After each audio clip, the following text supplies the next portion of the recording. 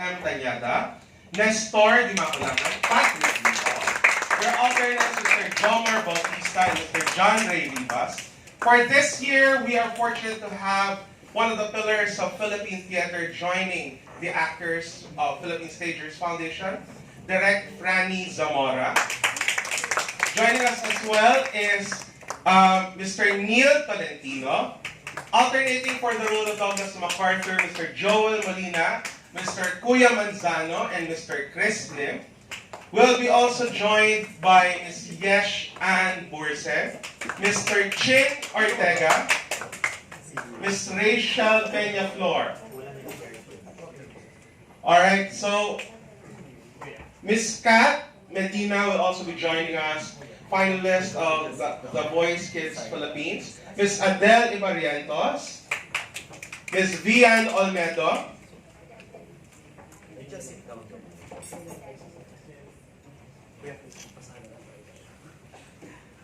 alright, and of course the rest of the actors pool of the Philippine Stagers Foundation.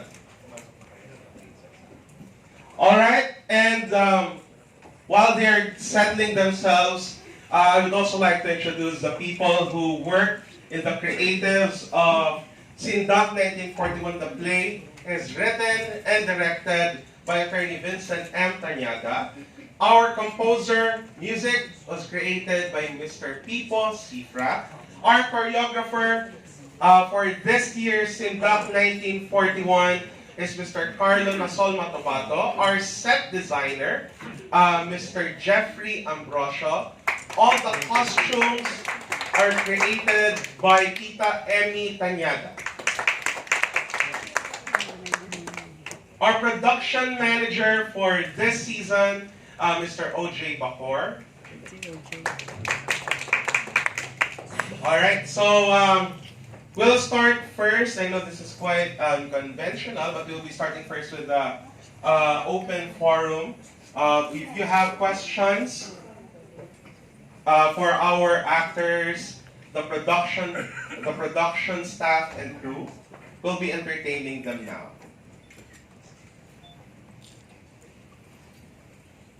Sino po ang gustong mauna?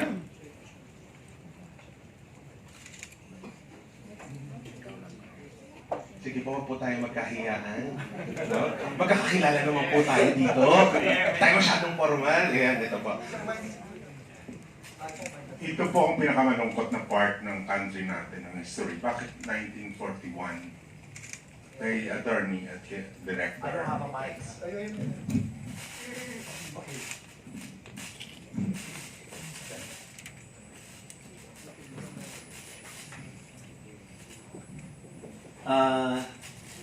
Good evening, Sir Casey. This particular musical was conceptualized back in 2014. After a very lengthy and extensive research, I even went to Japan to research about the musical. And now that I have concluded my lengthy research about the Japanese occupation, because it's quite seldom for us to see a musical about the Japanese occupation. It's always about the Spanish colonization here in the country, most especially the lives of heroes such as Jose Rizal and Andres Bonifacio. But most of our heroes during the Japanese occupation are unsung heroes, heroes that we do not read in the textbooks. In so doing, because we are capitalizing on the idea that theater arts will be utilized as a medium for education, and that is the usual demographic of the Philippine Stagers. We cater to the young people, most especially the students. I guess it's quite right for us to produce a musical about this dark era in Philippine history about the Japanese occupation. Recently, we have seen a lot of movies about the American regime. Take for example, Quezon's Game, and there will be a lot of American regime movies that are up to be shown, and I guess we haven't touched anything about the Japanese occupation except for Aish Temas, which is a love story. So I have decided to come up with a very educational, highly academic a stage musical, but at the same time, all of this will be told through songs and dances, which will be quite entertaining for the young people as well. Thank you very much, Attorney Vince and Sir Casey. Who else would like to ask? Yes, Sir Ivo.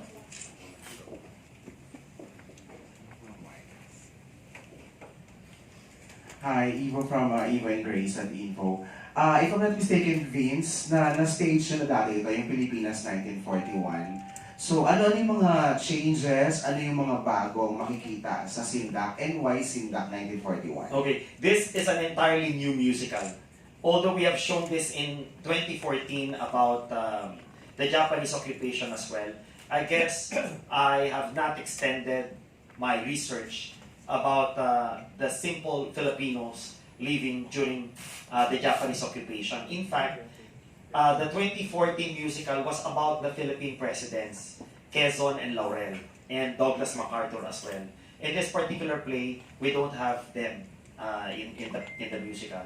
We only retain Douglas MacArthur to be played by Franny Zamora and the rest of the guys. But we will focus more now on the resiliency, the sacrifices of ordinary Filipinos in order for all the young people to relate to them. Thank you very much, Attorney Vince. Next po. Yes, sir. Attorney, bakit of all terms available sa dictionary, Sindak ang pinili mo? Thank you, Sir Jojo. In fact, I've been thinking of a catchy title. It was asked also because the majority of historical events such as the fall of Bataan and the Bataan Death March happened in 1942, not 1941. Why did I choose 1941 as part of the title, and why did I choose Sindak? Maybe because I want to make a mark in Philippine theater. Gusto ko pong manindak ng mga manonood. At isa pa, for the longest time, I've been producing a lot of educational musicals, and this has been we have catered to various educational institutions all over the Philippines, and the usual titles are quite pedagogical or academic, but now I decided to make it entertaining. Number one, for us to have a great public awareness, for you guys to maybe to capitalize on the title, and for the young people who do not know anything about field stagers to be para maengganyo to see us for the first time, and maybe for entertainment purposes, because most of the music being used as well as the choreography are based on the term Sindak.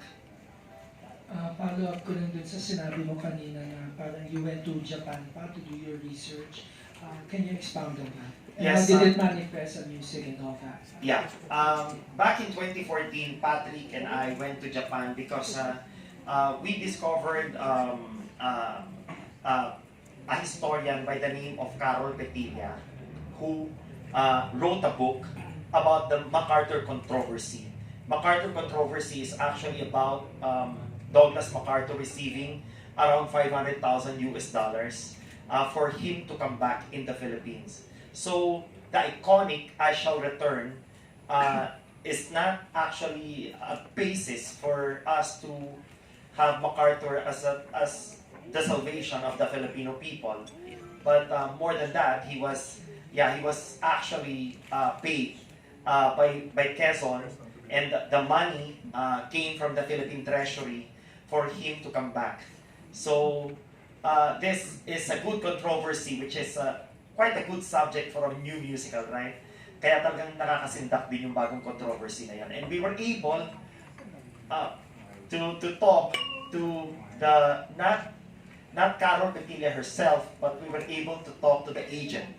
And the meeting was quite fruitful, and it resulted to some new angles in the musical, which we will see this year. Thank you very much. Yes po. Does it include Dimples Cooper? No, sir. Actually, Dimples Cooper, the write-up was not actually based on proper research. But I am more, I trusted Carol Petillo more. In fact, there were even executive orders, the copies of which were even shown to us. So the main basis was actually Carol Petillo's research. So, Carol Petilla did not include Dimples Cooper in her book? No, she did not. Okay, thank you. Thank you very much. Next call. Would like to go next? Yes, sir. My question for you is for Direk Franny. I mean, we have two directors in this play. I mean, how's working naman with Vince? Hindi ba, kasi yung creative, yung artistic. Hindi ko siya pinakikialaman. Hindi, siyempre, dati pa akong artista. Pag artista ka, dapat respetado mo yung director at yung mga co-actors mo. So kung ano yung sabihin ng director, yun ang sinusunod namin. And kung meron lang kami konting suggestion, nakikinig naman siya. So I don't think there will be a problem with that. And I'm happy to be working with Vince, Direct Vince, and the Philippine Stagers kasi iba sila magtrabaho para silang hindi napapagod. Akong napagod. Nakalimutan ko yung edad ko compared sa kanilang mga edad. They're full of energy. Ang sarap-sarap din ng panoorin. So kahit medyo pagod